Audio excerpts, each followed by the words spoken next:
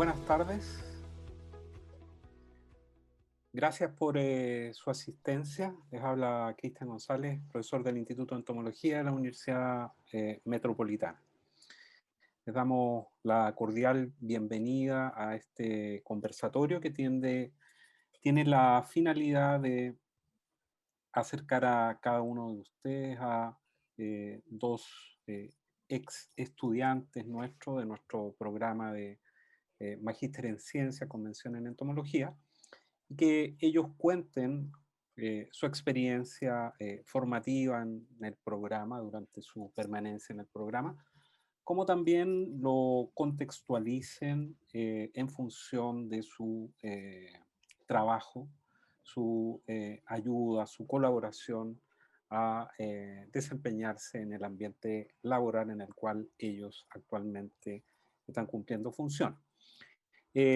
Con posterioridad a las presentaciones de nuestros ex estudiantes, va a intervenir el doctor Luis Flores, que es académico del Instituto de Entomología, para entregarnos también su visión respecto de la importancia de los insectos en los distintos ecosistemas, poniendo especial énfasis en el área, en la línea de investigación del doctor Flores, que son, en términos muy generales, las abejas. Sin más, voy a dejar en una primera presentación a nuestra ex estudiante, magíster Lara Valderrama. Lara, voy a hacer una muy sucinta presentación, es una médico veterinaria que se integró a nuestro programa y desarrolló todos sus cursos con alta eficiencia y muy buen rendimiento académico, ganándose el respeto de todos los colegas, de sus compañeros en su estadía en el programa. Lara abordó el estudio en su tesis de grado de un grupo de insectos, los mosquitos, los zancudos, y realizó un estudio de modelamiento de la distribución potencial de este mosquito, que Lara les va a contar, en el escenario del cambio climático. Con posterioridad va a presentarnos Christopher Oces, que es un biólogo, ex estudiante de la Universidad Católica de Valparaíso, que desarrolló también su investigación en un grupo de moscas, califorio y sarcofágido, que tienen alguna relevancia en el estudio o el apoyo a algunas estrategias de estudio forense, y se ha integrado como un consultor externo al trabajo desarrollado por el Laboratorio de Entomología Forense de la Universidad de la Frontera en Temuco. Christopher, con los colegas que allí trabajan, han publicado y desarrollado una serie de investigaciones allí, ganándose el reconocimiento de instituciones relacionadas al área, como básicamente es la Policía de Investigaciones de Chile. Vuelvo a agradecer a cada uno de ustedes su participación y su asistencia. Vamos a acumular y dejar todas las consultas, todas las preguntas al final, así que para darle una mayor continuidad a la reunión. Así que les agradecemos allí que puedan guardarlas o mandarlas vía chat, sus consultas, para con posterioridad al término de las presentaciones que los especialistas, los expertos puedan responder. Así que sin más, damos paso a escuchar a Lara Valderrama, que va a comentarnos respecto de su trabajo de tesis y las ventajas comparativas que le ha entregado tanto la formación en nuestro programa, como también las capacidades aprendidas allí en el curso de la entomología y su trabajo diario en el Instituto de Salud Pública, donde se desempeña en el Laboratorio de Entomología Médica. Así que gracias, Lara, por la participación y adelante. Hola a todos. Voy a empezar a compartir la presentación. La vemos. Ahora la pongo en grande. Ahí está. Bueno, hice esta pequeña presentación para compartir mi experiencia del magíster en Ciencias, Mención en Entomología. Yo me acabo de titular ahora en octubre, finales de septiembre. Bueno, para presentarme, yo trabajo en el Laboratorio de Entomología Médica del Instituto de Salud Pública desde el año 2015 y posterior a eso, en el año 2017 ingresé al... 2018, perdón, ingresé al magíster y me acabo de titular. Y bueno, obviamente una vez como médico veterinario no tenía gran formación en la clase insecta, sin embargo, obviamente por mi experiencia laboral en vectores de importancia sanitaria durante los años que estuve antes del magíster ya me habían dado una cercanía académica y obviamente después tuve la inquietud de continuar mis estudios y decidí ingresar a este magíster. Bueno, yo voy a introducir un poco qué es lo que hago en realidad en mi trabajo y voy a ir también comparando en qué me ha ayudado el magíster en complementar todo este trabajo que estamos realizando en el Laboratorio de Entomología como laboratorio de referencia de importancia sanitaria, ¿ya? Nosotros vemos vectores que transmiten enfermedades al ser humano. Y actualmente a nivel de contexto nacional e internacional tenemos una una emergencia y reemergencia de estas enfermedades vectoriales que se explican por distintos determinantes. Entre ellos está la globalización, las migraciones, el cambio climático, ¿ya? Esa es otra razón por la cual yo abordé en mi tesis el vector, cuál era la distribución potencial del vector de malaria en Chile y cómo sería su distribución de acuerdo a los escenarios de cambio climático. Vemos que hoy en día en Chile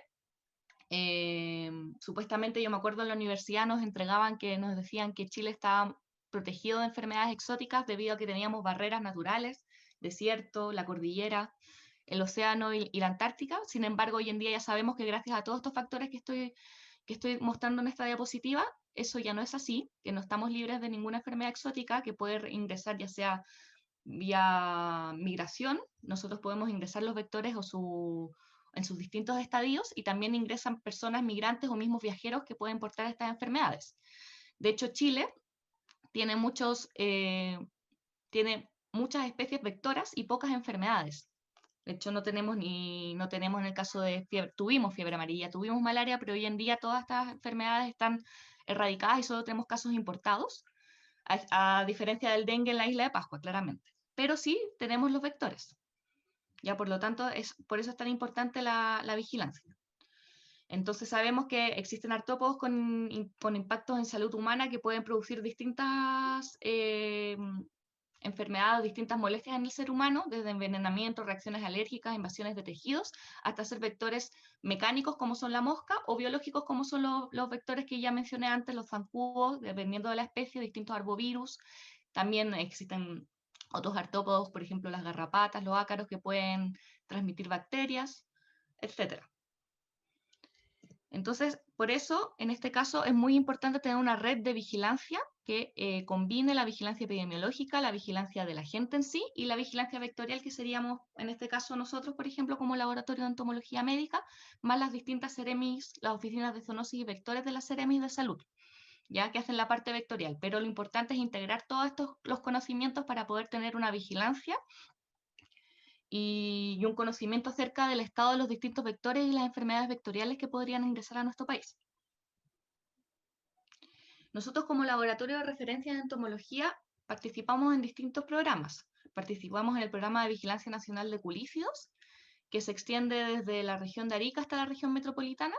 Y bueno, las colectas las realizan las distintas oficinas de zoonosis y vectores de las distintas CEREMIS de estas regiones del norte hasta la región metropolitana, porque son las zonas donde existen, primero las condiciones, son las regiones donde existen las condiciones climáticas tanto para el desarrollo de los vectores. De hecho, tenemos la presencia tanto de especies de vinchucas, de zancudos que transmiten enfermedades, pese a no tener la transmisión local en este momento. Y bueno, y también se dan las condiciones climáticas y sociales para que haya transmisión de estas enfermedades. Por eso se centran estos programas en estas regiones. Y obviamente por un tema de recursos todavía no se han extendido hacia el sur y, por ejemplo, nosotros como parte del programa tenemos bastante conocimiento en cuanto a las especies que se distribuyen de San Juan desde la región de Arica hasta la región metropolitana, pero hacia el sur todavía estamos al debe al respecto y son proyectos futuros que tenemos ahora. También participamos en el programa de vigilancia vectorial de la enfermedad de Chagas. Recibimos las distintas vinchucas de las denuncias, hacemos identificación taxonómica y además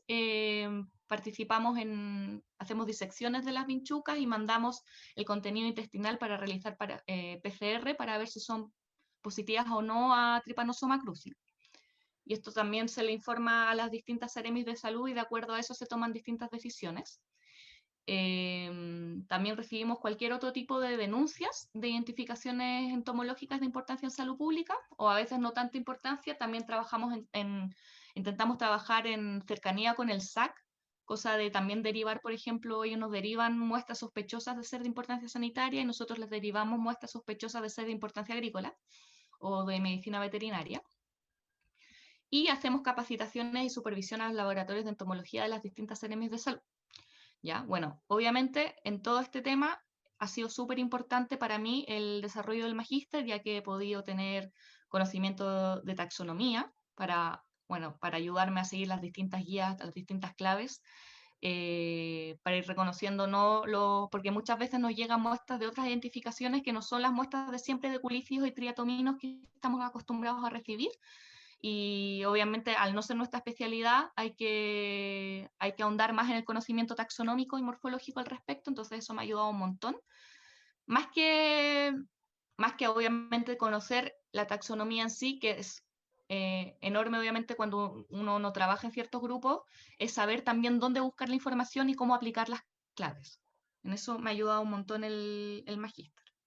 Bueno, aquí las principales actividades también hacemos identificación entomológica de los distintos vectores, como ya mencioné, ulífidos, triatominos y otras identificaciones. Y siempre ayudándonos de distintas claves, sino también se han desarrollado claves con estudios morfológicos en el laboratorio mismo. Se han descrito las distintas especies presentes de culícidos, por ejemplo. Este es un extracto del manual de culícidos de la región, de la zona norte del país, desde Arica hasta la región metropolitana, incluyendo la isla de Pascua. Entonces aquí hay un estudio bien importante de acuerdo a la morfología, a los distintos caracteres y en cuanto a número de distintas especies para poder obviamente ir clasificando los caracteres taxonómicos, y se han realizado obviamente las claves taxonómicas para nuestro país, ya que obviamente dependiendo de la zona, las claves van a ir diferenciándose. Otra actividad que se realiza en el laboratorio obviamente es hacer prospecciones entomológicas en terreno en las distintas regiones para ir conociendo las distribuciones de los distintos vectores. Además de la vigilancia en sí, nosotros también vamos a terreno y vamos recolectando, sobre todo en las zonas donde no se puede dirigir tanto los muestreos de vigilancia. Intentamos abarcar aquellos lugares donde obviamente epidemiológicamente no están incluidos dentro de los puntos de vigilancia de las distintas seremis, y para ir abarcando el mayor territorio posible. Y bueno, y las capacitaciones técnicas, como vemos acá, las distintas seremis de salud, incluso también tenemos que capacitar muchas veces a personal militar, que también es necesario que tengan el conocimiento entomológico, sobre todo porque ellos tienen acceso a lugares como, por ejemplo, Putre, en el cual normalmente uno no tiene acceso, y porque muchas veces ellos hacen apoyo en los distintos, por ejemplo, bloqueos, en el caso de alguna introducción, como fue el caso de Aedes aegypti en el 2016 en Arica. Muchas veces se tiene que desplegar recurso militar para poder ir abarcando el mayor territorio posible. Bueno, y además, como ya mencioné, se elaboró en el laboratorio el manual de culícidos y publicaciones científicas, y ahí tienen por si les interesa darle una mayor ojeada, tienen el link si lo quieren descargar de forma gratuita. ¿Ya? Bueno, eso es lo otro que hay en el magíster. Se desarrolla mucho el pensamiento crítico y obviamente el razonamiento científico, y siempre siempre están estimulando en realidad para que uno vaya pensando en todos los ramos, en los distintos proyectos de investigación que uno podría aplicar. Y eso es una herramienta que yo encuentro fundamental, al menos para hoy en día, para cualquier carrera científica y sobre todo para el lado de la entomología, ya que obviamente el mayor recurso, el mayor desarrollo de este magíster es las publicaciones y la investigación. Y nosotros como laboratorio de referencia siempre tenemos que estar buscando realizar este tipo de publicaciones y estar al día. Bueno, en el laboratorio también hacemos crianza de distintos ejemplares. Esta es la crianza que tenemos hoy en día para realizar distintos estudios biológicos, ya sea de los ciclos de desarrollo, distintos, por ejemplo, ciclos de desarrollo de distintas temperaturas, grados de tolerancia. También estamos viendo, por ejemplo, describir hematofagia en distintas especies de culícidos que no han estado descritas. Y vamos probando distintos tipos de sangre. También lo bueno es que somos parte del subdepartamento de genética molecular, lo cual además nos da el beneficio de poder, obviamente, hacer análisis moleculares adicionales. Entonces también estamos dentro por ejemplo, en el caso de Aedes aegypti, estamos haciendo estudios moleculares para ver distintas poblaciones, para ver si provenían de distintos lugares o fueron reintroducciones diferentes. También estamos estableciendo un programa de estudios, un proyecto de estudio. En realidad tenemos un laboratorio nuevo para hacer estudios de resistencia a insecticidas de Aedes aegypti, pero también aplicable a cualquier otro vector, incluido los triatominos, por ejemplo, que también están en este momento con un desarrollo cada vez mayor de resistencia a insecticidas. Bueno, y otra participación, una gran participación que tuvo el ISP en cuanto a la entomología fue el reingreso de Aedes aegypti en la región de Arica en el año 2016, ya que nosotros teníamos este vector en la región de Arica y de Tarapacá hasta mediados del siglo XX, pero gracias a una campaña que hoy en día no sería para nada proyectable, aplicable en realidad, se pudo erradicar, ¿ya? Y desde ahí que no tenemos ya ni casos de fiebre amarilla ni de dengue continental, ¿ya? Sin embargo, en el año 2016 reaparece este mosquito y se hizo un bloqueo, como ya mencioné, se utilizó a los distintos funcionarios de las distintas seremis viajaron hacia el norte y también se utilizó personal militar para ir bloqueando las distintas zonas donde se habían encontrado estos hallazgos y ir dando vuelta a posibles criaderos, ir buscando, ir educando a la población, ya que se había dado una situación en realidad de una lluvia intensa, entre comillas, pero intensa para el norte en un corto periodo de tiempo, que había logrado acumular estas pozas de agua. Inclusive la gente tiende mucho en el norte a acumular agua y se dio la situación idónea climática y epidemiológica para que este vector ingresara y hallara dónde reproducirse.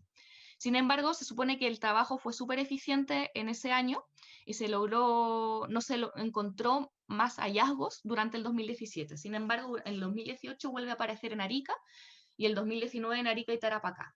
¿Ya? Entonces, claramente este vector ya llegó para quedarse y además ser una zona de mucha migración y de mucha movimiento, ya sea de comercialización como de migrantes, es una zona además claramente que tiene frontera con países que tienen estas enfermedades endémicas, por lo tanto es una zona al tener el vector ya es un riesgo. Entonces hay que mantener la vigilancia. Y actualmente estamos haciendo estos estudios genéticos para ver si este vector, esta población es la misma la del año 2016, 2018, 2019 o fue un reingreso. ¿Ya? Bueno, y yo hice mi tesis para el magíster en otro vector que también tenemos presente en la región de Arica y de Tarapacá, que es Anopheles pseudopuntipenis, que es el vector histórico de malaria en Chile. ¿Ya? También tuvimos malaria hasta mediados del siglo XX en Chile. Sin embargo, hubo una campaña antimalárica muy fuerte, pero no se logró erradicar el vector, pero desde ahí que no tenemos casos autóctonos de transmisión local, en realidad, de malaria en Chile. Pero este vector quedó confinado a quebradas de Arica y de Tarapacá, ¿ya? Más rurales, más alejadas de las poblaciones urbanas. Entonces yo decidí hacer una tesis sobre el análisis del patrón de distribución actual de Anopheles pseudopuntipenis en Chile y su predicción bajo los efectos del cambio climático. Bueno, hice básicamente un modelo de nicho ecológico en que, bueno, igual pueden, esto también, bueno, ya lo verían en el curso de ecología, que también hay distintas definiciones de nicho ecológico, ya está bastante básica en realidad a todo lo que implica un nicho ecológico, pero lo que hice prácticamente fue la predicción de la distribución geográfica real y potencial de la especie, de acuerdo a los registros de presencia que tenemos en Chile, y variables medioambientales, pero además yo agregué variables topográficas y que eran las variables que yo podía proyectar además a futuro en posibles escenarios de cambio climático. ¿Ya? Y ahí tenemos la diferencia entre el nicho realizado, que es aquel que sabemos dónde está, tenemos los datos de presencia, sin embargo, que no tengamos datos de presencia en otros sitios no significa que no está, ya significa que no lo hemos encontrado. Entonces, gracias a estos análisis de distribución potencial, uno puede ir a buscar y validar este tipo de modelo para ver si aquellos lugares donde te sale con mayor probabilidad de presencia está o no está el vector. Eso sería lo ideal para terminar este tipo de análisis. ¿Ya? Pero también sirve mucho en estos casos para poder guiar, por ejemplo, las prospecciones entomológicas o inclusive las vigilancias entomológicas que hacen las distintas Ceremis, ya que la idea es obviamente ir a buscar en aquellos lugares donde se encuentran las condiciones ideales para que existan estos vectores. Por eso es muy importante combinar todos estos conocimientos geográficos, medioambientales y entomológicos para, obviamente, hacer, como ya mencioné antes, una vigilancia integrada. Bueno, Anopheles punctipenis es un artrópodo de la clase Insecta, orden Diptera, familia Culicidae, es decir, es un zancudo, y pertenece al género Anopheles, de los cuales se han descrito 472 especies. Sin embargo, alrededor de 41 especies se han descrito como transmisoras de malaria en el mundo. ¿Ya? Pero en cuanto a Anopheles punctipenis, es el principal vector en México, Guatemala, Nicaragua, Bolivia, Ecuador, Perú y Argentina, y lo fue en Chile, ¿ya? Y es bastante oportunista para su alimentación, pudiendo alimentarse en realidad de lo que pilla, del humano, de ganado, de equinos y animales silvestres, y tiene una amplia distribución desde el sur de Estados Unidos hasta el norte de Argentina, incluyendo Chile. Bueno, aquí tenemos una variedad de los distintos hábitats en que podemos encontrar Anopheles punctipenis. Estos son distintos hábitats en Colombia, desde la selva misma, humedales, criaderos artificiales como serían acequias, mismos pantanos o inclusive ya quebradas un poquito más áridas. Pero difiere totalmente, por ejemplo, el tipo de hábitat que lo encontramos en Chile, que son estas quebradas en las regiones de Arica y de Tarapacá, que son totalmente áridas, a grandes alturas en la precordillera en realidad misma, y con estas pozas que se forman por la crecida de la ribera de los ríos, y en estas mismas pozas es donde le gusta criarse a Anopheles punctipenis en Chile. Bueno, ¿y cuál es la situación en Chile? Bueno, esta especie fue vector histórica de malaria en Chile, y hasta 1945 teníamos la malaria presente en las regiones de Arica y de Tarapacá. Sin embargo, entre el año 1937 y 1945 hubo una campaña antimalárica y no tenemos casos de transmisión local desde abril de 1945. ¿Ya? Y el vector quedó confinado en los valles de Utah y quebradas de Tarapacá. Sin embargo, actualmente hemos visto un incremento de los casos, pese a que no son muchos, de los casos importados en los últimos 5 años, última década en realidad, de casos importados de malaria, sea desde inmigrantes o viajeros chilenos que vuelven con malaria a Chile, y todos los casos han sido bloqueados. Sin embargo, además hemos visto en los distintos años el hallazgo cada vez más cercano de Anopheles punctipenis a la zona urbana de Arica. ¿Ya? Inclusive lo han pillado en la misma zona urbana picando en un colegio. Y de hecho hicimos un análisis de la sangre que portaba este Anopheles y efectivamente era sangre humana, por lo tanto había picado. Por lo tanto, obviamente, el riesgo es inminente de que empiece a haber una transmisión autóctona o una transmisión local de malaria nuevamente en Chile, en la zona norte de Chile. Y el año 2019 también tuvimos un hallazgo que ya es totalmente establecido en la ciudad de Pica, en hallazgo de Anopheles punctipenis en la ciudad de Pica, en la región de Tarapacá, ya que es una zona que también es rural, pero también está poblada, por lo tanto, cada vez se está acercando a las zonas urbanas como que estuviese o ampliando su extensión o retomando su distribución antigua. ¿ya? Y además con las condiciones climáticas actuales que van cambiando, se van dando potencialmente las situaciones, o teóricamente esa era mi tesis, se podía estar dando las condiciones para que fuera extendiendo su distribución. Por lo tanto, decidimos hacer un análisis local y otro global, pero yo voy a mostrar solo el local, de la distribución potencial de Anopheles odopuntipenis en Chile.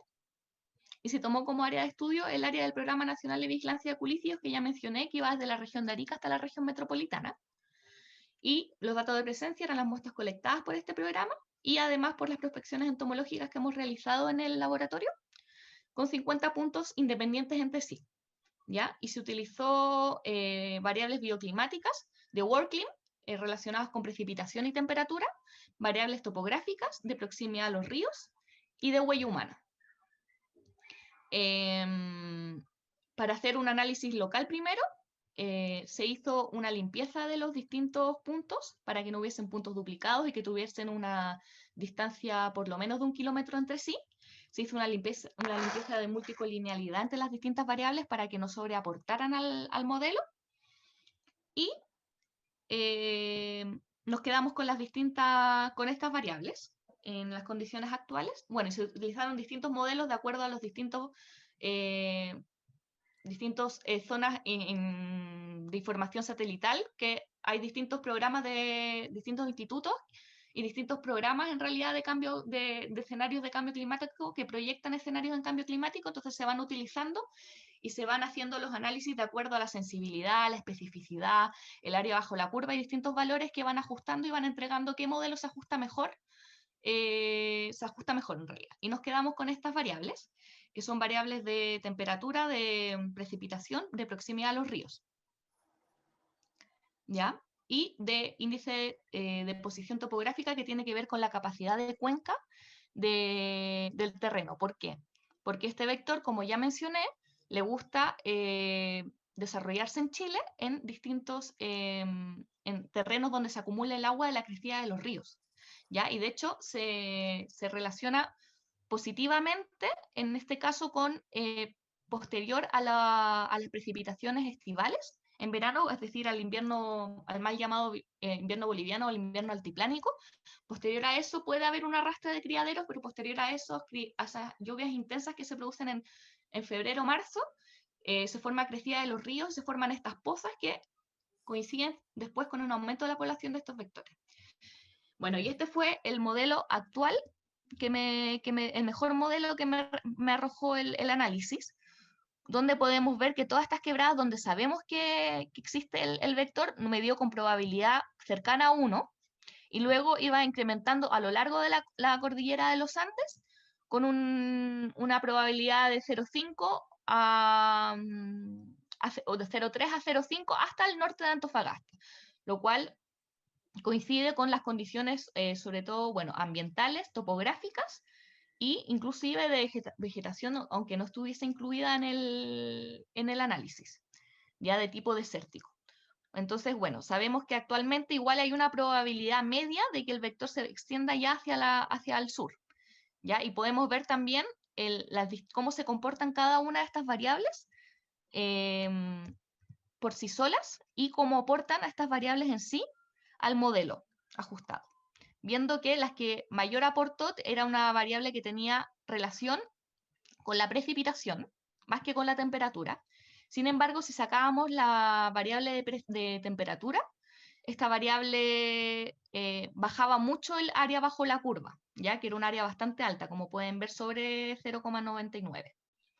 Y en todos los análisis nos dio sí o sí que la proximidad a los ríos se relacionaba, se asociaba negativamente, es decir, cuanto más cerca de los ríos, mayor probabilidad de presencia, y el índice topográfico también, el índice de posición topográfica también se relacionaba negativamente, es decir, terrenos que tenían una capacidad de cuenca y acumulación de agua, había mayor probabilidad de presencia.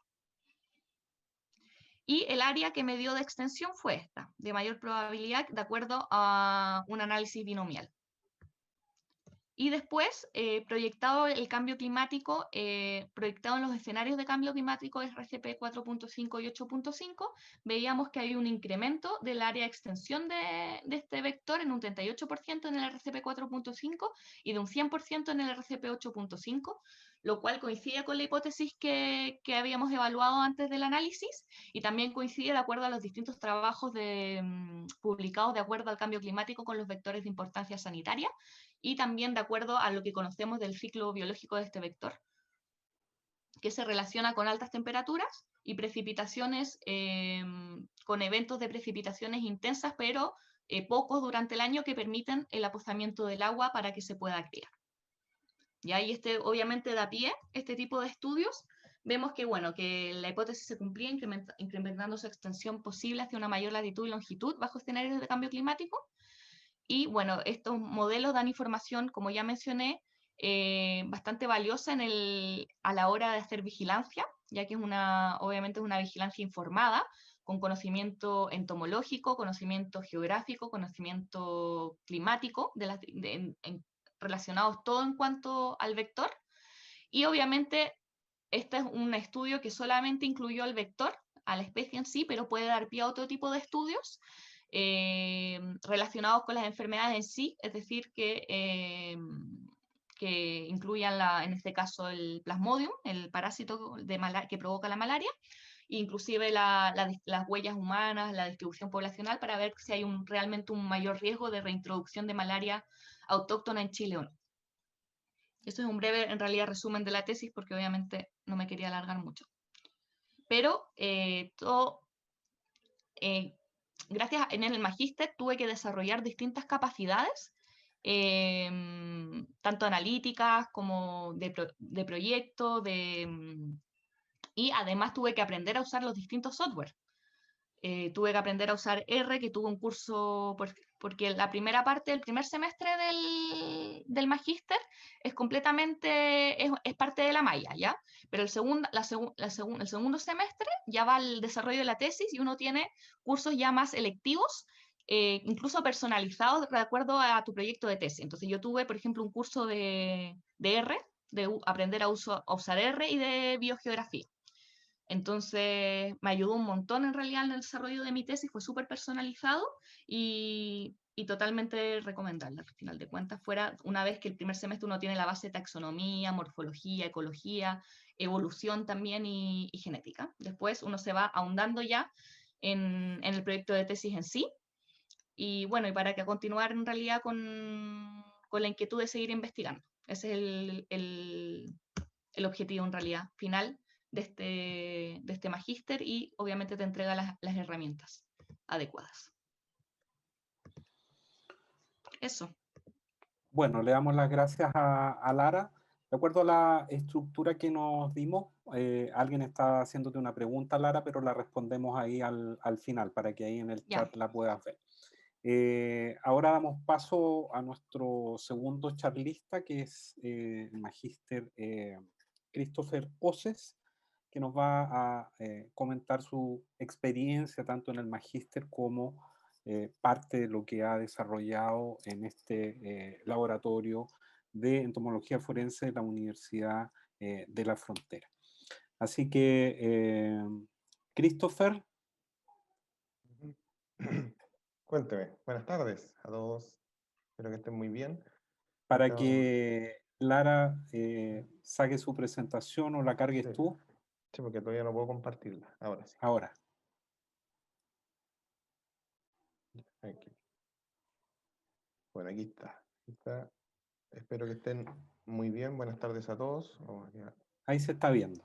Así que, perfecto. Ok, vamos a ver por acá. Bueno, en este caso, esta presentación está enfocada más a lo que es las experiencias y el por qué estudiar, por qué meterse a lo que es el estudio de los insectos a través del magíster en entomología de la UNCE, más que enfocar en lo que es el trabajo en sí de entomología forense, pero igual vamos a hacer algunas pinceladas más o menos de las cosas que se hacen para que tengan también una idea de también los conocimientos que uno tiene que tener, que obviamente entrega con creces este magíster para poder desarrollar estos estudios. este caso. Entonces, esta fue partiendo por esto que... ¿por qué estoy en insectos? Yo en su momento me senté a pensar y dije, ¿y por qué estoy estudiando insectos? Es una pregunta de repente un poco burda, eh, pero de repente tiene, si uno le da vueltas, uno puede encontrarle bastante, una bastante extensión de la misma. En este caso, obviamente, estudiar los insectos, al igual que otras áreas dentro de la biología, en mi caso como biólogo, permite obviamente lo que es una complementación a lo que es ser científico, obviamente en esta área de interés, como serían los insectos. Ya que en mi caso, por ejemplo, me sentí muy atraído, mientras en el desarrollo de lo que era la carrera de biólogo, me sentí muy atraído a lo que era ecología y entomología. Yo dije, este era más o menos lo que me interesa estudiar para más adelante, y obviamente esto dio, como por decirlo de alguna manera, un puntapié inicial para poder realizar en unos años después de haber salido este magíster.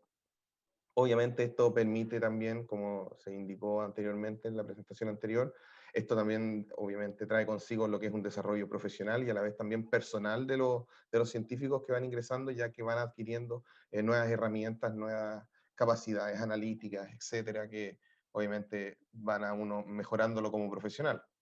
Otra cosa también, que en este sentido es un poco ya más personal, que es la complejidad que tiene lo que es el estudio de la entomología, considerando los distintos elementos, como pasando desde la morfología, taxonomía sistemática, ecología, etcétera, genética. En lo personal me gusta bastante lo que son las cosas complejas y eso me entretiene. Por lo tanto, también eso me facilitó y me atrajo mucho más a lo que es el estudio de esta área. Y otra cosa también que posterior a mis primeras experiencias laborales que tuve relacionadas con lo que era estudios de insectos, me di cuenta que si bien tuve una base de entomología importante en base a un curso, obviamente obligatorio, desarrollado en el pregrado de biólogo, me di cuenta que no sabía tanta entomología como pensaba. Y obviamente aquí después me di cuenta al tener esto que claramente necesitaba más, más conocimiento para poder desarrollarme como profesional, y en este caso, como estaba trabajando con entomología, necesitaba un reforzamiento. Experiencias obviamente que tuve en este desarrollo de magíster, que fue entre el 2015 al 2017, hace un par de años atrás. Una cosa interesante que me pareció en el desarrollo del mismo es que también te permite poder integrar y comparar distintas áreas de la entomología que uno de repente pensando no tiene mucho que ver.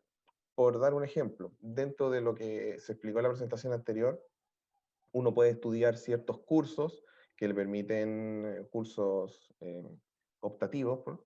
Que le permiten más o menos acercarse al área de interés, que en mi caso es entomología forense.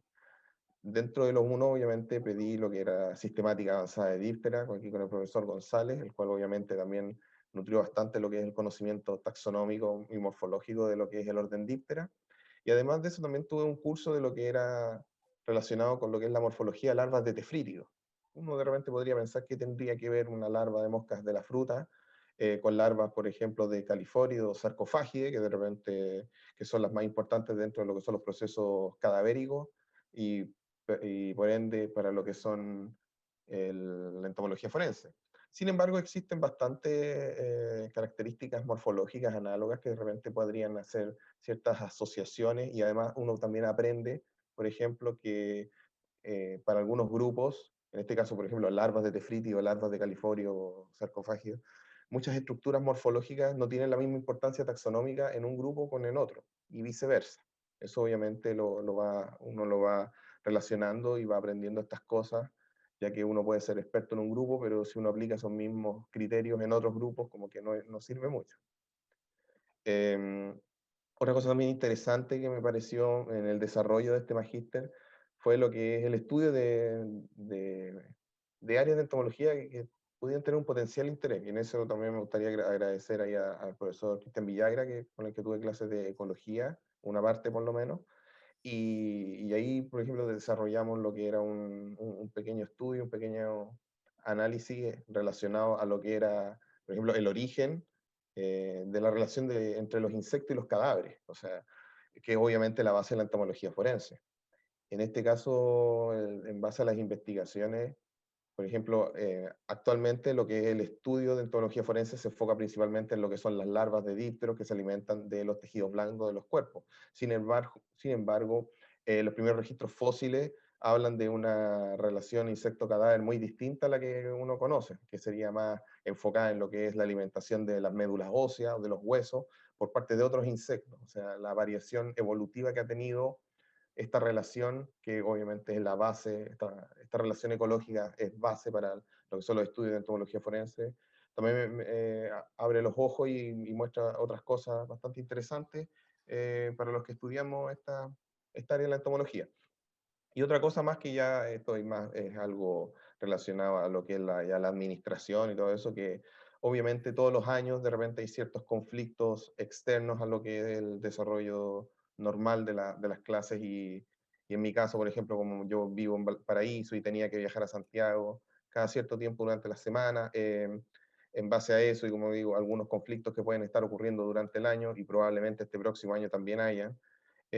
Obviamente se dieron todas las facilidades para poder desarrollar las distintas clases y evaluaciones, de repente algunos cambios de horarios, obviamente conversados, así que en ese sentido se portaron muy bien y como se llama, y eso obviamente facilitó y permitió de la mejor forma desarrollar este magíster. Entonces ya pasando como al tema de lo que fue mi trabajo de tesis, obviamente se enfocó en lo que eran los insectos de importancia forense, como les dije, siempre mi interés ha sido dentro de estos insectos que participan en el proceso de composición de cadáveres, que su estudio permite en algunos casos entregar información para distintas investigaciones criminalísticas que van a estar llevándose a cabo. En este caso me quise enfocar, como le había dicho anteriormente, en estos grupos de la familia Califori y Sarcophagidae, que son los grupos de insectos, son los dípteros en este caso más importantes dentro del proceso de composición por lo general. Y se encontraron varias cosas, obviamente también mencionarlo esto a nivel resumido, que se pudo establecer presente en Chile aproximadamente 20 especies de California, donde se pudo establecer 16 de ellas que estaban la morfología de estas larvas del tercer estado, que es el último estado larvario de estos insectos, tenían importancia forense porque habían sido encontradas asociadas a cuerpos o a cebos de material animal en descomposición. Sin embargo, habían 4 que tenían una potencialidad, no solamente porque ni siquiera habían sido descritas morfológicamente, y no por ser una especie de la familia California significa que dichas larvas participan directamente con el proceso de composición de cadáveres, sino también se ha visto que algunas larvas de California también han sido reportadas asociadas a nidos de aves, como cleptoparásitos. Así que ahí está, por ejemplo, esas especies, específicamente el género Toxotarsus, tienen la potencialidad de serlo, todavía no se sabe. En el caso, por ejemplo, de Sarcophagidae, que hoy es un grupo mucho más grande, se digan cercanas casi las 70 especies reportadas en Chile, 20 de ellas, por ejemplo, pertenecen a la subfamilia Miltogramine y no hay antecedentes, por ejemplo, de que esa familia participe en lo que es descomposición de cadáveres, ya que participan en lo que es también parasitismo de abejas y avispas principalmente solitarias. Así que, por ejemplo, ya se descartarían esos grupos y, y también, pues, o sea, casi 50 de estas especies solamente han sido descritas 2 larvas. O sea, ahí existe un desconocimiento, pero casi total, de lo que es este grupo de sarcofagia, que más adelante lo más probable es que sea el grupo más importante considerando esta visión que se tiene sobre el cambio climático, ya que estas especies, las sarcofagias, están adaptadas para que lo que son ambientes bastante secos, ya que a diferencia de California, cuando llegan las moscas al cuerpo, estos sarcofagios ponen directamente sus larvas en el cuerpo y obviamente eso les permite poder migrar y poder alimentarse en distintas partes del cuerpo. Y por otro lado, no sé, California, si llega a un lugar seco y ponen sus huevos, obviamente se van a secar y se van a morir. Obviamente son ventajas adaptativas que probablemente en un escenario de cambio climático este grupo de moscas, los sarcofagios, van a tener mayor importancia en un futuro. Eso ya está más o menos discutido y publicado en algunas revistas, principalmente en Argentina. Otra cosa también, la discusión, también tener más o menos claro lo que son cuáles son los caracteres taxonómicos, en este caso en las larvas más relevantes para lo que son las identificaciones específicas, eso lo vamos a ver un poquito más adelante. Obviamente también para poder facilitar esto, la identificación de estos grupos, desarrollar una clave taxonómica y también descubrir que si bien estos son los insectos más importantes de lo que es la entomología forense, hay otros grupos que han sido poco estudiados, y especialmente en Chile, y eso abre un mundo de desconocimiento para los que intentamos acercarnos, intentamos estudiar esta área de la entomología, que es bastante extraña, por decirlo de alguna manera. Acá, por ejemplo, algunos esquemas de hábitos de algunas larvas, en donde aquí se ven la visión general de lo que son las distintas larvas en tercer estado, de lo que son califories, las distintas anillos de espinas, que en este caso es un carácter bastante importante para lo que es la identificación. La morfología por lo general es bastante similar, pero por ejemplo en el caso de la D, que es Chrysomia albiceps, es un poquito más fácil de identificar así a simple vista. También otros caracteres es lo que son la distribución de los tubérculos en el último segmento abdominal, que también su distribución de cómo están posicionados, también eso es indicativo en algunos casos de identificación de especies, o por lo menos de distintos grupos, género, etc. Y también otros caracteres que también permiten lo que es la identificación específica, son lo que es el esclerito oral accesorio, que en el A se alcanza a ver un poquito, que se ve una pequeña marca, y también lo que es ya las distintas formas de lo que es cefaloesqueleto, los distintos escleritos, que estas estructuras están dentro del primer segmento corporal de lo que se le llama pseudocéfalo de las larvas, y su forma también permite una identificación específica. Obviamente estos casos, si uno puede identificarla a nivel de caracteres morfológicos externos, no es necesario hacer un análisis tan profundo como para hacer disección y todo eso, pero es interesante, y es importante tener claro esto, que también permite la identificación incluso por ejemplo, de pupas, ya cuando avanza lo que es la metamorfosis en un díptero, si uno encuentra una pupa en la cual se encuentran pequeños fragmentos, segmentos, escleritos de esta estructura, también podría permitir la identificación específica. Aquí más o menos como también una visión general de lo que en el lugar donde trabajo, asistiendo a lo que es el laboratorio de entomología forense de la Universidad de la Frontera, en el cual se han desarrollado principalmente 3 líneas, en donde obviamente se destaca principalmente lo que son las asesorías en base a desarrollo de informes periciales y metapericiales en entomología forense, a lo que principalmente es el Ministerio Público y a la Policía de Investigaciones de Chile. También se realizan cursos y capacitaciones a distintas instituciones, en las cuales también se les da una pincelada de lo que es la entomología forense, desde lo más básico hasta lo más complejo, que ya es el desarrollo del informe pericial.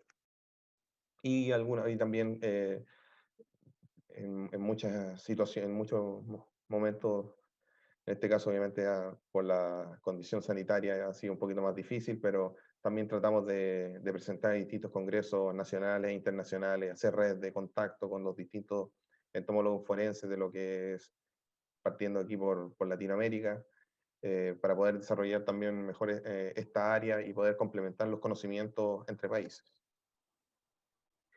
Y ya pasando más o menos a lo que son los comentarios finales de esta presentación, yo creo que es bastante importante, es muy importante el estudio aquí del magíster en entomología, ya que por lo menos tengo el registro de que existen pocos pregrados, y algunos incluso han desaparecido, que han tenido cursos, incluso solamente cursos obligatorios de entomología. Algunos solamente son cursos optativos, y por ningún motivo va a ser comparado un curso optativo que, si bien puede entregar obviamente conocimiento, en el caso de este curso, ¿cómo se llama?, general que tuve en mi caso en el biólogo, entrega sí muchos conocimientos, obviamente no es de la misma talla que un magíster, porque aquí nos vamos en una especialización obviamente más avanzada.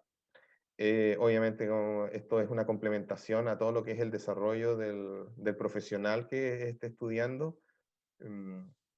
Obviamente también todas estas cosas, lo que es la especialización en base a este posgrado, todas estas cosas dan obviamente unas ventajas en lo que es en relación, por ejemplo, a competencias cuando uno va a postular algún trabajo en comparación a otros que uno tiene sí, bastantes conocimientos, muchos más de los que podría tener una persona que solamente ha trabajado con insectos.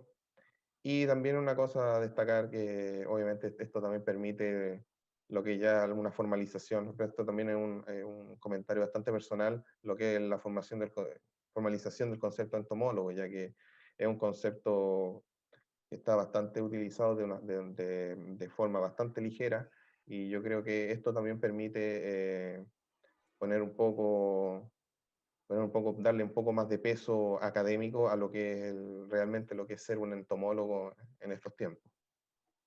Así que espero que les haya gustado la presentación. Muchas gracias a todos por la atención.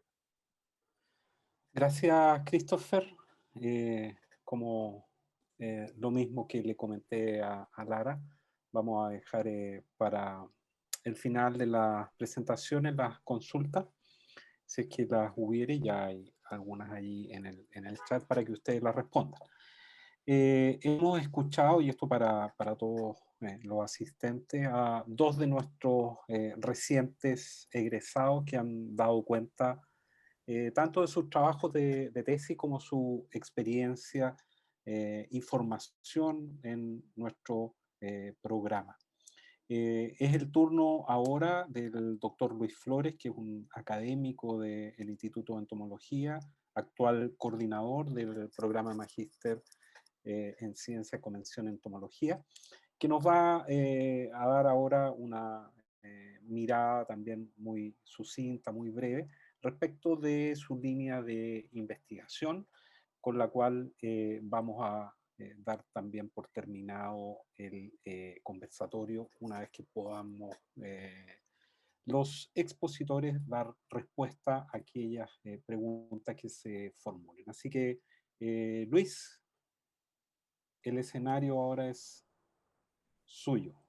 Voy a comenzar mi presentación, primero que todo agradeciendo a todas las unidades que trabajaron para este conversatorio, que forman parte de nuestra universidad, puesto que como el profesor González lo señala, nosotros participamos del Magíster en Ciencias con mención en Entomología, y para nosotros es muy importante entonces que la comunidad conozca nuestros quehaceres y por sobre todo escuche a nuestros ex estudiantes actuales graduados que, como Cristian lo señalaba, nos llenan de orgullo, digamos. Por eso tanto Christopher como Lara fueron invitados.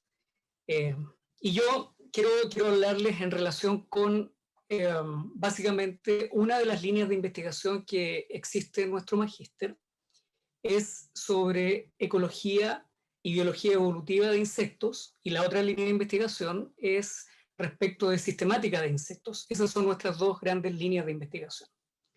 Yo particularmente me inserto dentro de la línea de ecología y biología evolutiva, y más particularmente aún, mi modelo de estudio, lo que yo he estudiado tradicionalmente, son las abejas nativas desde que terminé mi doctorado. Entonces, básicamente ahora quiero hacer un resumen de algunos estudios que se han hecho al interior del programa, con participación, por cierto, de los estudiantes, algunos de los cuales ya son graduados y otros están en proceso de graduación.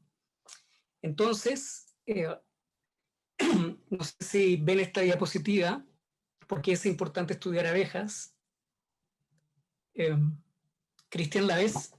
No, está pegado en la primera. Sí, eso va a ocurrir. Ahora, la transición es muy lenta.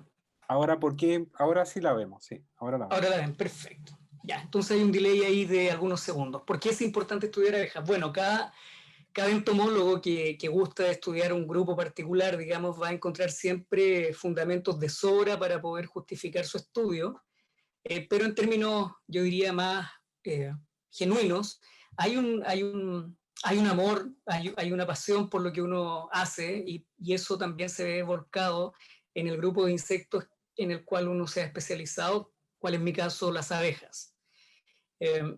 Pero no solo por eso es importante para mí estudiar abejas, sino que las abejas cumplen una función relevante en términos ecológicos, proveen un servicio ecosistémico fundamental sobre el cual, junto con otros servicios ecosistémicos brindados por los insectos, por cierto, descansa gran parte, si no toda, la economía a escala global. Básicamente las abejas forman parte del grupo de polinizadores más relevantes en términos económicos y en términos ecológicos, pero sobre todo en términos económicos, fundamentalmente porque los cultivos de interés comercial, de los cuales se obtienen los diferentes insumos y productos que nos permiten alimentarnos y tener materias primas para una diversidad de elementos, la FAO estima que el 70% de aquellos insumos provienen de especies vegetales que son polinizados fundamentalmente por abejas. No exclusivamente, sino que principalmente. Y dentro de las abejas destaca una en particular que el ser humano ha cultivado, ha domesticado desde hace cientos y miles de años, por cierto, que es abeja melífera. Y cuando uno habla de abejas, pareciera que siempre está hablando para el común de las personas, ¿no es cierto?, de abejas de miel. No obstante, en el mundo existen más de 20.000 especies reconocidas, distintas de abejas, y estas 20.000 especies de abejas, en su mayoría, cumplen funciones polinizadoras, si uno toma en cuenta los estudios que se han hecho del grupo fundamentalmente que más se conoce.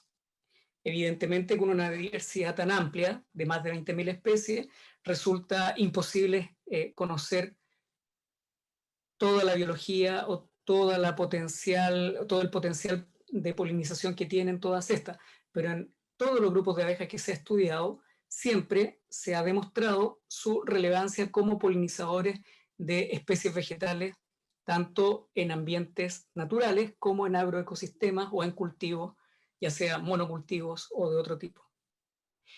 Si ustedes se fijan en este mapa, bueno, en este mapa se reconocen algunos territorios a escala global también, que son considerados verdaderos puntos calientes para la diversidad de abejas. Y dentro de estos puntos calientes se encuentra el territorio de Chile Central. Y esto fundamentalmente porque en Chile Central se distribuye la mayor cantidad de la riqueza específica de nuestras abejas nativas, y estas tienen un atributo fundamental que básicamente más del 70% de las especies son endémicas de nuestro territorio. E insisto, particularmente habita en Chile Central. El que sean endémicas involucra que estas especies solo se encuentran en territorio nacional. Si bien es cierto, la diversidad de abejas en términos del número de especies es relativamente bajo comparado con ambientes de tipo tropical o subtropical, sí nuestra diversidad de abejas y nuestra diversidad de insectos en general destaca por su alto nivel de endemismo. No sé si en este minuto están viendo esta diapositiva donde se titula ¿Qué sabemos de la diversidad de abejas en Chile? Bueno, aquí hay una lista publicada hace 10 años que la publicó José Montalva con Luisa Ruz, quienes son sistemáticos de abejas. Luisa Ruz es una de las sistemáticas de abejas más reconocidas a nivel nacional e internacional. Y ellos el año 2010 señalaban que existían 424 especies presentes en Chile, válidas como especies, de las cuales el 70% son especies nativas. Posteriormente, 7 años más tarde, la propia Luisa Ruz, junto con otro investigador canadiense, Lawrence Packer, señalan que en realidad el número de especies reconocidas, más corrigiendo por las que están en sinonimia, etcétera, haciendo todo ese trabajo muy valioso de la sistemática de este grupo, reconocen que el número de especies es 436 y proyectan un total de 559 sobre la base de análisis genético en términos de determinar cuáles son los barcoding que tienen las diferentes especies o aquellas especies que están en conflicto y que se separan básicamente por estos marcadores moleculares de otras especies reconocidas como válidas en términos específicos al menos, no genéricos, o sea, además de genéricos, por cierto.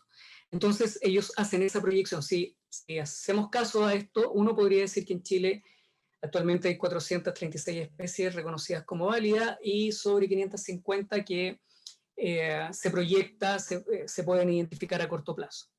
Cuando uno observa la distribución que tienen estas especies en nuestro país, nuevamente constata que efectivamente la mayor cantidad de especies distribuye entre la región de Coquimbo y la región del Maule, y fundamentalmente nuestra apidofauna está representada por 5 familias que están presentes acá: Andrénide, Colétide, Alíctide, Megaquilide y Ápide. La abeja de miel, que es la más conocida por el común de las personas, se encuentra dentro de la familia Ápide, pero esa es una de las 5 familias presentes en nuestro país y una de las 7 familias presentes en el mundo. Hablar entonces de abejas es mucho más que hablar de abejas de miel. Actualmente, si uno suma a la lista que Montalva y Rus publicaron en el año 2010, todos los nuevos reportes de especies conocidas, pero que no se habían identificado en nuestro país, más todas las nuevas especies descritas para nuestro país, da un total de 466 especies a marzo de 2020. Por lo tanto, este es el dato más actualizado, 466 especies. Sin duda van a haber especies que siempre tienen conflicto taxonómico y, por cierto, su reconocimiento como especie válida aún está en pausa, digamos, pero es un número bastante cercano a lo que la investigación sistemática en abejas nos indica.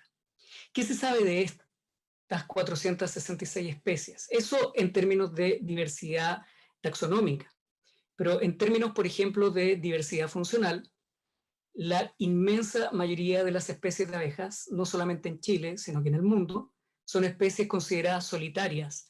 No construyen colmenas, no fabrican panales, no nidifican en grupo de obreras, digamos, realizando diferentes labores, no hay una reina, en fin, no son sociales, sino que son solitarias. Y solo algunas especies en nuestro territorio, de las que se ha estudiado, por cierto, que son muy pocas, presentan algún grado de sociabilidad. Es decir, no son solitarias y sí pueden tener algunos atributos característicos de las especies sociales. Fundamentalmente, la especie que tiene mayor grado y complejidad social es esta especie de moscardón o de abejorro nativo, Bombus dalbomi, que actualmente tiene serios problemas de conservación. Sus poblaciones se han restringido en términos demográficos y también en términos geográficos, y hay mucha preocupación, digamos, para rescatar el valioso patrimonio de biodiversidad que implica esta especie. La mayoría de las especies de abeja, que además de ser solitarias, nidifican en el suelo. Esto es súper relevante porque cuando hay cambios de uso de suelo, cuando hay intervención de suelo, necesario, por cierto, para el progreso y el desarrollo humano, construir un pueblo, construir una ciudad, construir infraestructura vial, en fin, siempre hay remoción de extensas superficies de suelo. Junto con ello estamos también eliminando el sitio donde la gran mayoría de especies de abejas nidifican. Solo algunas nidifican en cavidades, bajo piedra, en troncos, y otras, que son las abejas carpinteras, construyen sus nidos en ramas, tallos o diferentes tipos de madera. Son la minoría. Respecto de su ecología trófica, de cuán diversos son los recursos vegetales que consumen en términos de las familias taxonómicas a las cuales pertenecen estos recursos vegetales, la gran mayoría de abejas en el mundo y también en Chile son generalistas, se les llama polilécticas, y la minoría son oligolécticas, es decir, especializadas solo en especies vegetales de una misma familia botánica.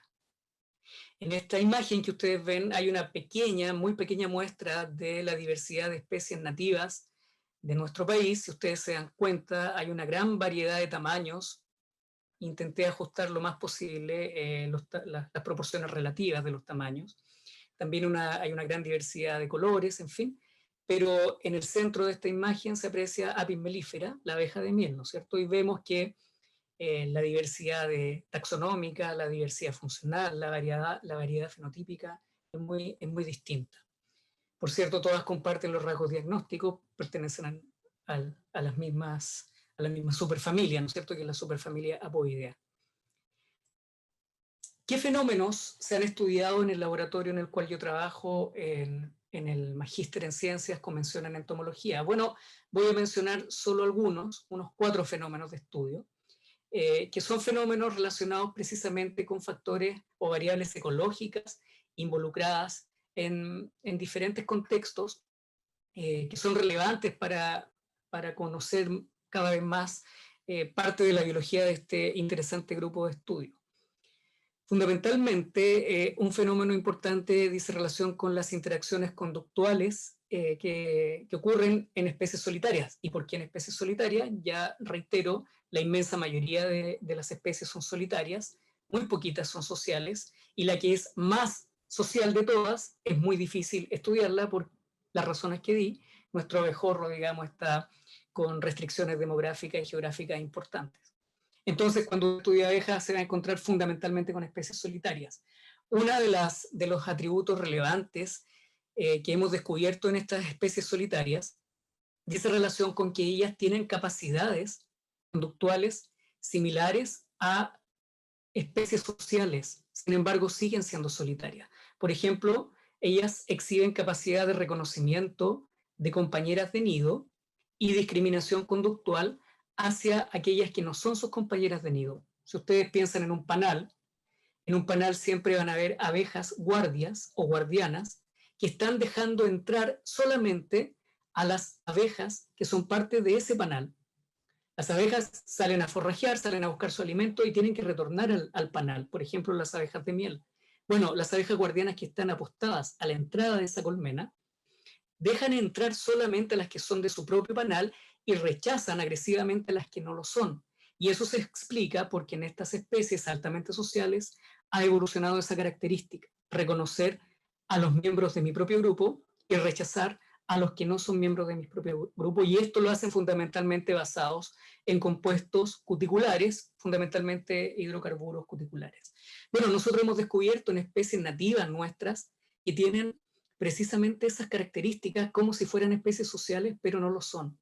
Estos descubrimientos han sido importantes a nivel global, a nivel mundial. De hecho, la especie cuya fotografía ustedes ven en la pantalla es la primera especie de abeja en el mundo, solitaria, donde se demuestra estas características de especie social. Entonces la pregunta es, si estas especies son solitarias y tienen estas características como si fueran sociales, ¿por qué no viven en comunidades o en grupos complejos, conductualmente hablando, en términos organizacionales, como lo son las especies altamente sociales?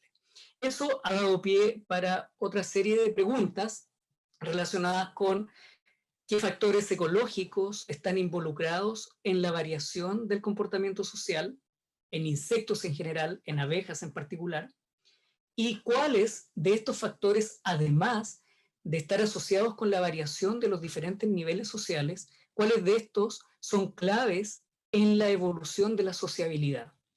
Esto ha permitido, digamos, desarrollar esa sublínea de investigación que a su vez ha dado pie para que distintos estudiantes se hayan incorporado y hayan si bien es cierto, hecho sus tesis en estas preguntas y en otras también de otros colegas en sistemática, en ecología, en biología evolutiva de diferentes grupos de insectos, y algunos de estos también abordando estas preguntas. Precisamente, una de las tantas variables ecológicas o factores ecológicos que la comunidad científica ha demostrado ser un factor explicativo de la restricción o la promoción en la evolución de la sociabilidad, dice relación con las presiones de parasitismo. Pareciera ser que donde hay más presiones parasitarias, también hay más emergencias desde el punto de vista evolutivo de especies sociales. Si uno lo piensa, digamos, desde el punto de vista ecológico, claro, cuando hay varios parásitos que están presionando a los nidos, la estrategia, y por selección natural pudiera evolucionar es aquella que permite agruparse y defenderse en grupo. Por ejemplo, hay diferentes estrategias de defensa grupal. Pero no solamente son las interacciones parasitarias, hay otras presiones de selección que también estarían explicando aquello. Pues bien, en relación con las interacciones parasitarias, nosotros también hemos estudiado dentro del programa, aquí a pie de figura o de lámina pongo, digamos, el nombre de él o de la estudiante que se ha involucrado en estos estudios, por cierto, generando sus propias preguntas de investigación en este marco amplio que se les entrega. En relación con las interacciones parasitarias, digo parasitarias porque algunas son de tipo parasitoidismo y otras son de tipo parasitismo, y cómo estas interacciones influyen en la variación de atributos relacionados con comportamientos sociales que uno puede observar en estas especies. Otros fenómenos de investigación también están vinculados con algo que es bastante común de estudiar en el mundo, y en Chile también, sobre todo en estudios de carácter más bien aplicado hacia ambientes agroecológicos, no tanto hacia ambientes naturales. En nuestro instituto tenemos también otros profesores que hacen estudios de este tipo en relación con interacciones abeja-planta. El profesor Antonio Rivera, por ejemplo, ha hecho este tipo de estudios en ambientes naturales, en reservas nacionales, y ha contribuido a generar conocimiento básico muy relevante para entender mejor la relación que existe entre algunas especies de abejas nativas con algunas flores de especies de plantas que también son nativas. Pues bien, la interacción abeja-planta es relevante entenderla considerando estos dos atributos. El primero, que es el más evidente, dice relación con las visitas que las abejas hacen a las flores. Pero las abejas visitan las flores en búsqueda de recursos, y fundamentalmente los recursos que desean colectar son el polen, el néctar, en algunos casos los aceites que algunas especies de planta producen, en otros casos pétalos de flores o pedazos de hojas, e incluso buscan regulación térmica al interior de algunas flores. Entonces las abejas visitan las flores en búsqueda de condiciones o recursos que son parte de su nicho ecológico. Pero hasta donde se sabe, en mayor cantidad las abejas visitan las flores en búsqueda de lo que se conoce, entre comillas, como recompensa. ¿Cuál es la recompensa? Los aportes nutritivos que colecta de allí el polen y el néctar. ¿Y por qué? Porque fundamentalmente todas las abejas que no son parásitas, si excluimos las abejas parásitas, que es un grupo muy reducido, todas las demás abejas necesitan aprovisionar a su progenie con polen y néctar, y construyen estas masas de polen, como las que ustedes ven en la figura, sobre las cuales depositan un huevo, como el que ustedes ven en la figura. Y esto lo realizan tanto al interior, por ejemplo, de tallos o de ramas secas, y también ellas construyen sus nidos en el suelo, como les mencioné anteriormente, y por lo tanto elaboran sus celdas con partículas de material de diferente tipo que encuentran en el suelo, más arcilloso, menos arcilloso, más arenoso o menos arenoso, por ejemplo. Cualquiera que sea la biología de la nidificación, es una condición obligada, en términos de la adecuación biológica de las abejas, construir estas masas de polen, que pueden ser más o menos líquidas, dependiendo si tienen más o menos néctar. El punto es que para construir una de estas masas de polen requieren visitar innumerables veces o una alta cantidad de veces a los recursos florales. Entonces, cuando hablamos de interacción abeja-planta, no solamente pensemos en las visitas florales, sino que también en la biología de la nidificación, que está estrechamente relacionada a lo anterior. Y tres de los factores que inciden en esta interacción abeja-planta fundamentalmente son los atributos que presentan las plantas, así como los atributos que presentan las abejas, y también las variables de tipo abióticas presentes en el ambiente. A partir de lo anterior, uno de los fenómenos que también hemos desarrollado en el laboratorio dice relación con la especialización ecológica asociada al uso de hospederos. Si uno revisa los marcos teóricos generales en insectos, uno rápidamente se da cuenta de que hay mucha información respecto de el uso de recursos que realizan diferentes insectos de diferentes grupos taxonómicos sobre sus hospederos. Vale decir, hay insectos que se especializan en ciertos hospederos, obtienen sus recursos de ciertas especies y además se aparean con otros insectos con específicos, del sexo opuesto por cierto, que se han desarrollado en esos mismos hospederos. Por lo tanto, hay un apareamiento que es selectivo y esto, al cabo de muchas generaciones, mediante procesos ecológicos evolutivos, lleva a la diferenciación fenotípica a nivel poblacional, y esto, si es que se mantiene, podría llevar, de hecho es una de las hipótesis explicativas, de la gran diversificación en muchos de los insectos que se han especializado en el uso de estos microhábitats, entre comillas, hospederos. Y todo esto, insisto, se ha investigado fundamentalmente en aquellos insectos que son parásitos de algunos hospederos o en insectos fitófagos de otros hospederos. Sin embargo, hay un grupo de abejas, que son las abejas carpinteras, que utilizan a las plantas también como hospederos. No solamente consumen alimentos de ella, polen o néctar, sino que también las utilizan como sustrato de nidificación. Por ejemplo, si se alcanza a ver en esta diapositiva o en esta lámina, aquí hay dos ejemplos de especies carpinteras nativas nuestras. Una que es nativa de la primera región, en realidad de la región de Arica y Parinacota fundamentalmente, y que ha distribuido hasta la región metropolitana, presumiblemente por una introducción de tipo accidental, y otra que es prácticamente endémica de Chile, que es la más pequeñita, que está en esta lámina, y ambas son carpinteras. O sea, ustedes pueden ver allí cómo construyen sus nidos en la madera. Bueno, en esas abejas carpinteras también nos hemos hecho distintas preguntas, mis estudiantes se han hecho algunas preguntas que dicen relación, por ejemplo, con si es que existen o no evidencia de diferenciación fenotípica y genética que esté asociado a este uso particular de hospederos distintos, como les mencioné anteriormente. Por ejemplo, hay una especie de abeja carpintera nativa de Chile que utiliza 3 hospederos distintos de nidificación en toda su distribución chilena, desde la región de Coquimbo hasta la región de los lagos. Se le ha observado fundamentalmente nidificando en 3 hospederos distintos. Entonces nosotros quisimos saber si es que había alguna diferenciación dependiendo del hospedero en el cual nidificara. Y efectivamente, voy a mostrar solo un resultado, encontramos que sí había diferenciación.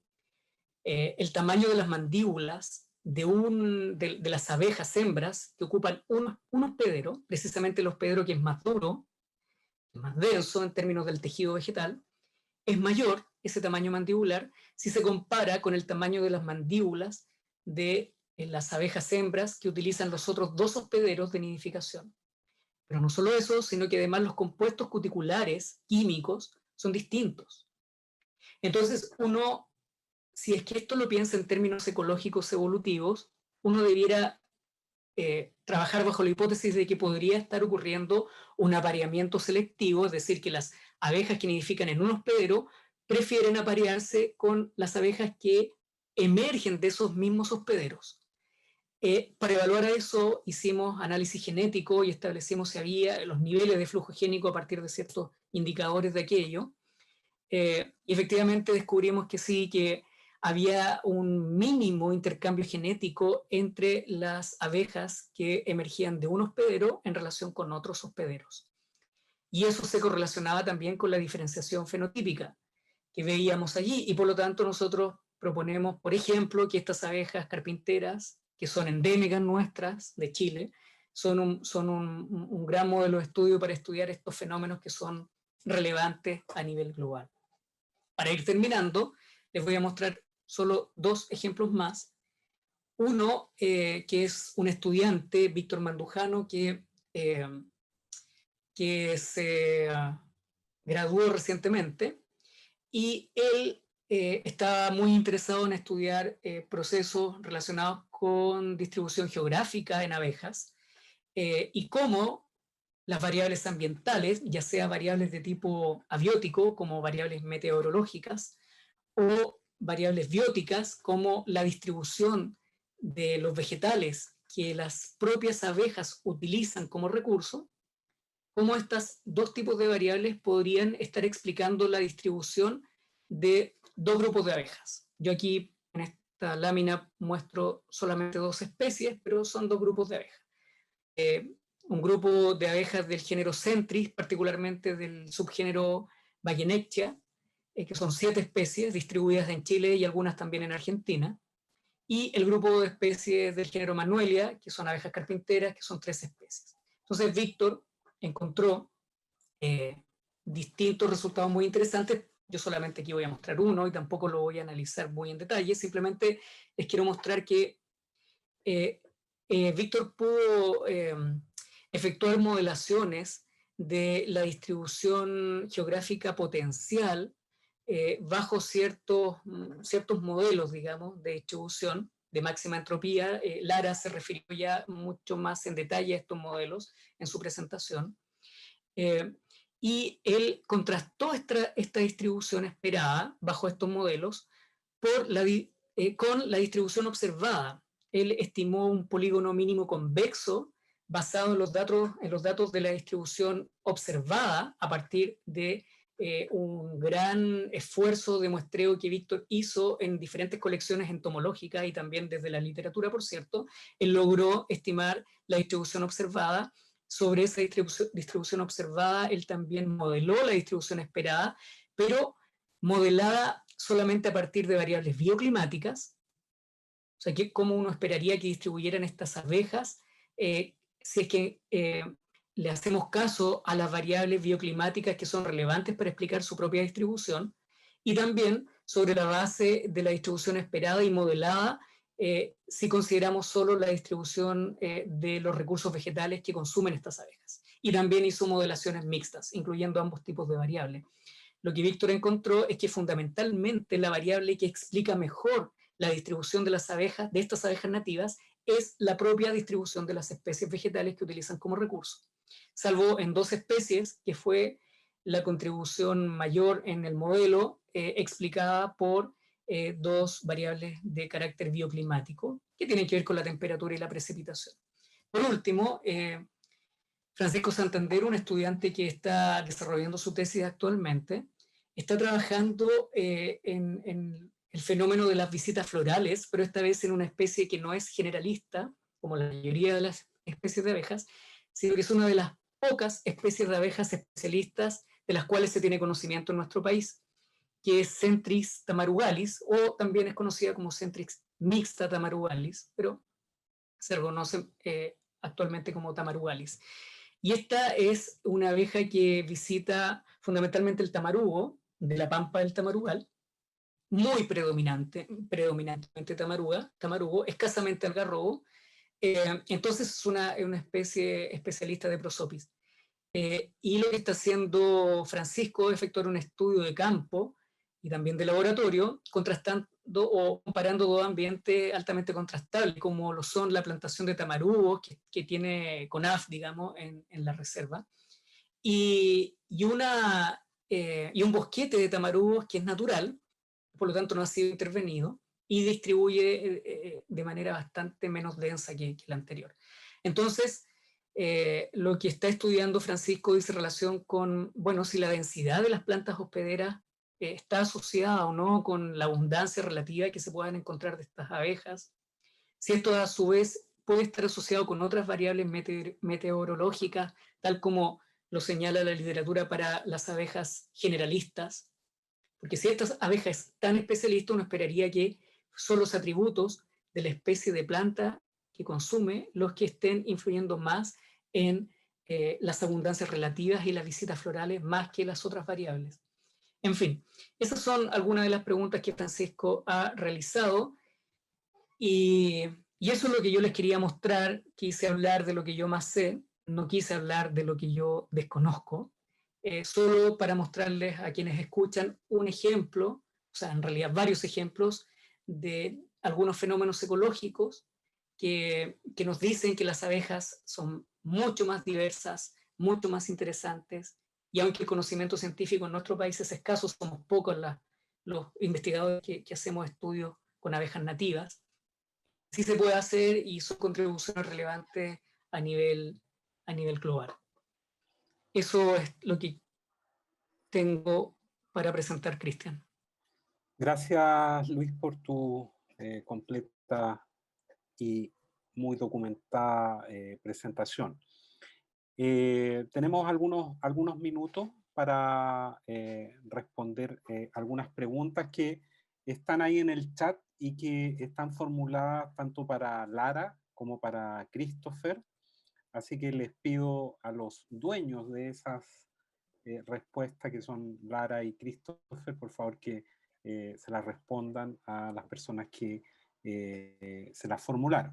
Antes de eso, mientras Lara y Christopher buscan y estructuran sus respuestas, aunque ya se retiró, quiero agradecer al doctor Jaime Gargani, director subrogante de la Dirección de Investigación y Posgrado de la Universidad, que al igual que Denis Carrasco y su equipo, hicieron posible este conversatorio, en un horario que sabemos que es algo complicado, después de un día laboral de desplazamiento, así que agradecemos a ellos todo el empeño que colocaron para sacar adelante esta actividad. Y también no puedo dejar de agradecer la asistencia de un viejo profesor, colega, como es el profesor Pedro Ursúa, que nos acompaña hoy día y que ha sido también un gusto, al menos leer que está ahí su nombre, lo mismo que Aaron Jara. Así que si tienen las respuestas para tanto Christopher como Lara, por favor. Ahí Sergio Fuensalida le pregunta a Lara. ¿Lara está o ya Sí, acá fue estoy. Lara? Ahí, Sergio, ¿leíste la pregunta que te hizo Sergio Sí. Fuensalida? Ya. Sí. Bueno, en cuanto a qué porcentaje de esos culícidos están infectados, en realidad la entomología médica en Chile lleva muy poquitos años y recién ahora vamos a empezar a hacer los estudios, al menos en el laboratorio de entomología junto al subdepartamento de genética, en cuanto a arbovirosis en culícidos en Chile continental y en la isla de Pascua, pero todavía no hay un porcentaje claro en cuanto si estos culícidos están siendo portadores de algún tipo de agente. Todavía no se ha estudiado. Se estudia más que nada la taxonomía, las especies, la distribución. Pero si son portadores o no, ya sea los culex del virus del Nilo Occidental o anófeles de malaria, etc. Recién hay algunos proyectos al respecto.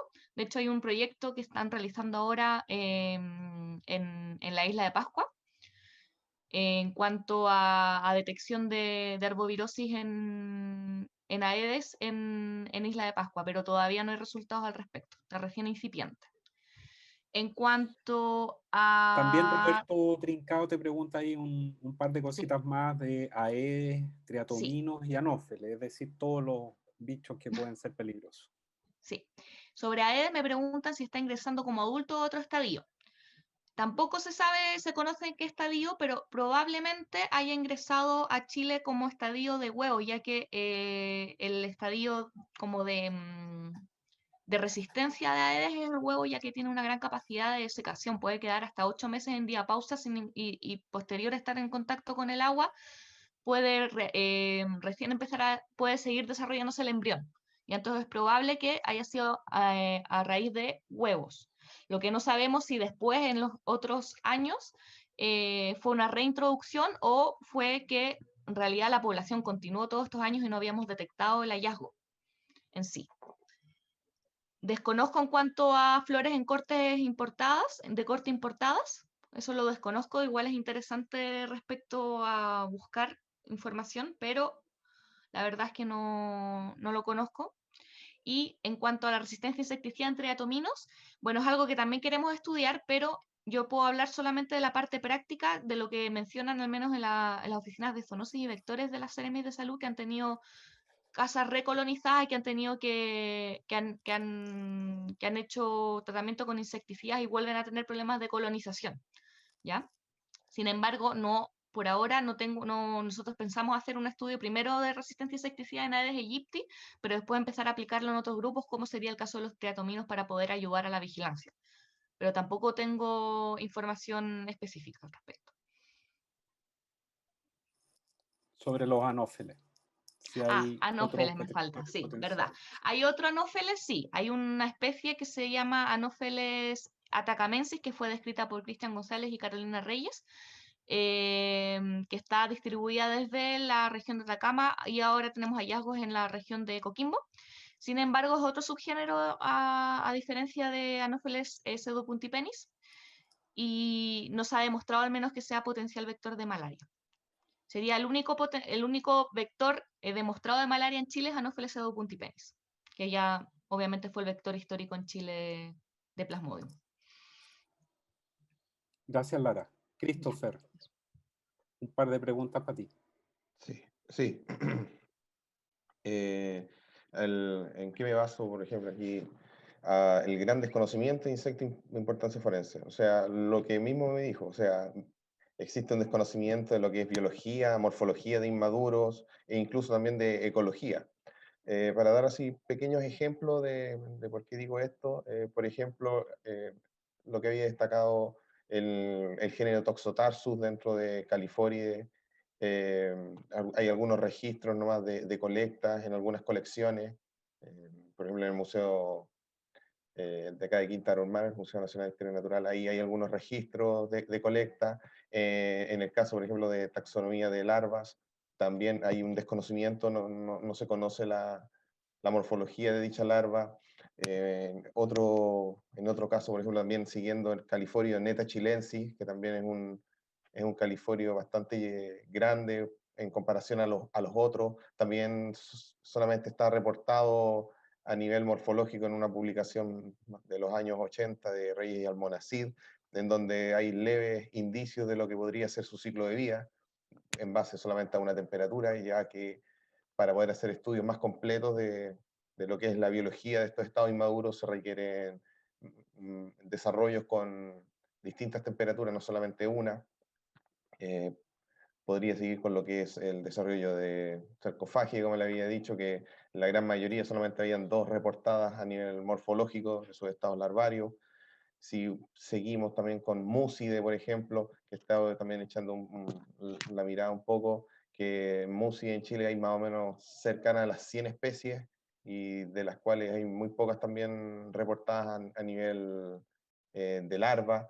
O sea, y esos son solamente los dípteros. O sea, si podemos seguir con los coleópteros, con los sílfidos también, dentro de las 3 especies de silfine, de Oxelitrum, por ejemplo, hay solamente una larva descrita de las 3 especies. O sea, podemos sumar y seguir la falta de antecedentes biológicos y, como ahí también he indicado, morfológicos y también ecológicos de insectos participantes en procesos de descomposición de cadáveres.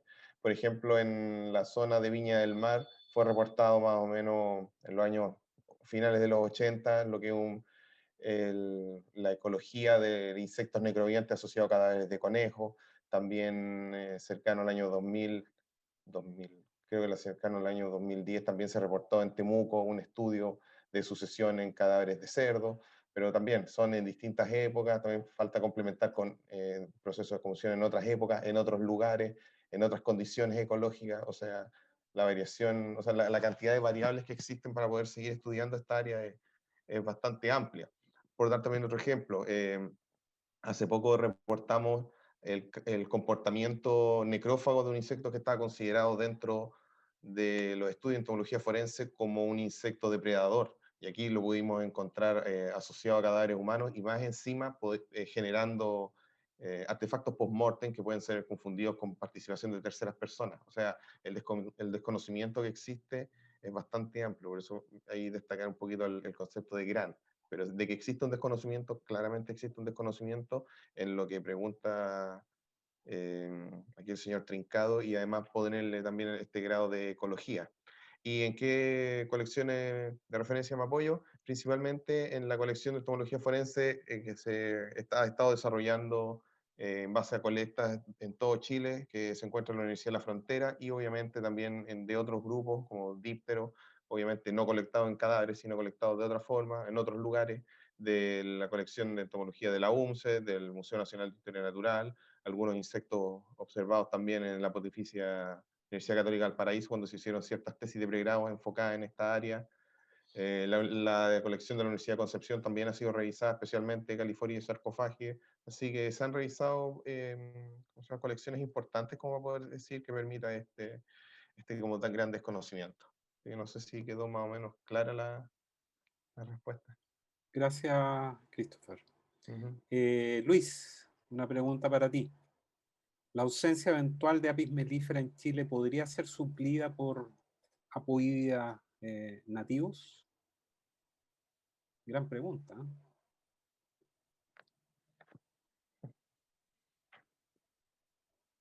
Luis, ¿estás por ahí?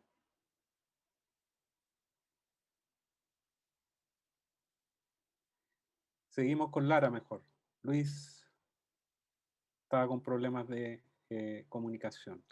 Lara, Sí, acá estoy.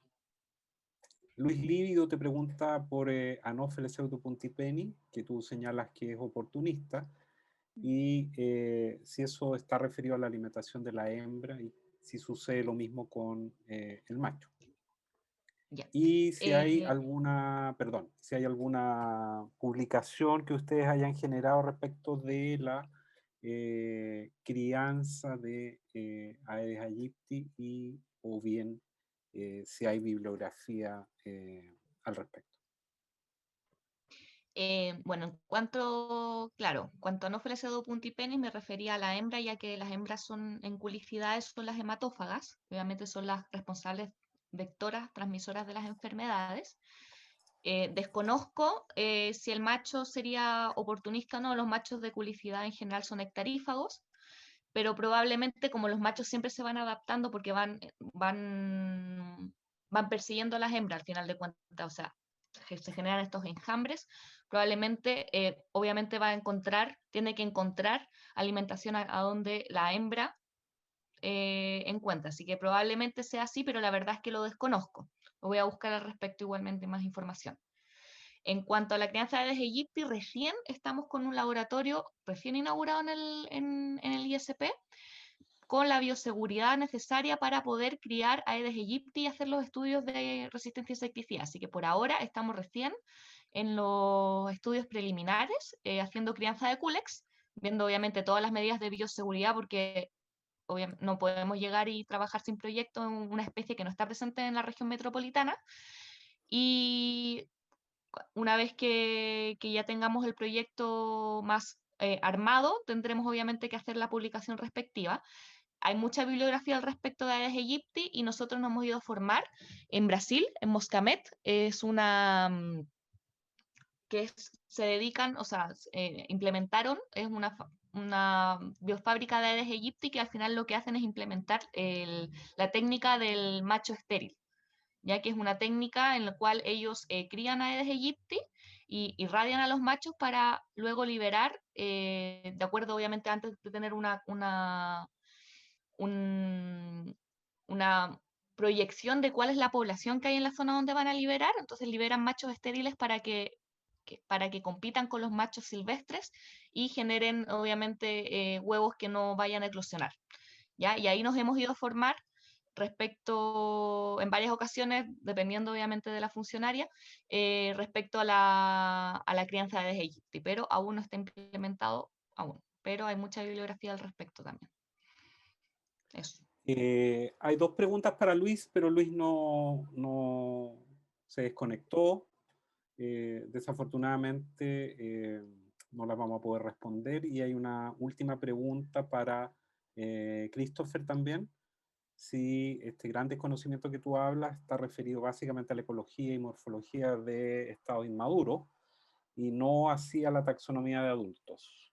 Sí, bueno, ahora últimamente se han estado desarrollando publicaciones en lo que es la identificación, claves taxonómicas que permitan la identificación de, en este caso, lo que son califóridos. En sarcófagidae es un poco más complicado, ya que se han hecho estudios asociados a lo que es la identificación solamente a nivel de género, pero no han sido publicados.